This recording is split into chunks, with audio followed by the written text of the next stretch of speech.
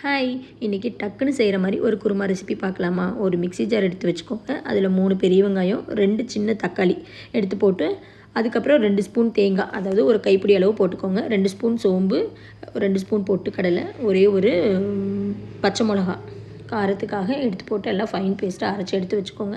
அப்புறம் தாளிப்புக்கு சோம்பு, பட்டை, கிராம்பு அந்த ஹோல் ஸ்பைசஸ் எல்லாம் எடுத்து வச்சுக்கோங்க.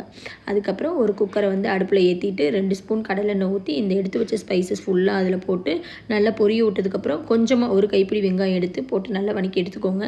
அதுக்கப்புறம் நம்ம அரைச்சி வச்ச அந்த பேஸ்ட் அதில் போட்டுட்டு அந்த பச்சை வாசம் போகிற அளவு கொஞ்சம் நல்லா வதக்கி எடுத்துக்கோங்க. எடுத்ததுக்கப்புறம் காரத்துக்கு ஏற்ற மாதிரி மிளகாப்பொடி, உப்பு, மஞ்சப்பொடி 3ம் போட்டு குக்கரை விசில் போட்டுருங்க. ஒரு 2 விசில் 3 விசில் விட்டதுக்கப்புறம் எடுத்து கொத்தமல்லி தழை தூவினிங்கன்னா சூப்பரான டக்குன்னு செய்கிற ஒரு குருமா ரெசிபி ரெடி. ட்ரை பண்ணி பாருங்கள். வீடியோ பிடிச்சிருந்தா லைக் பண்ணுங்கள். பாய்.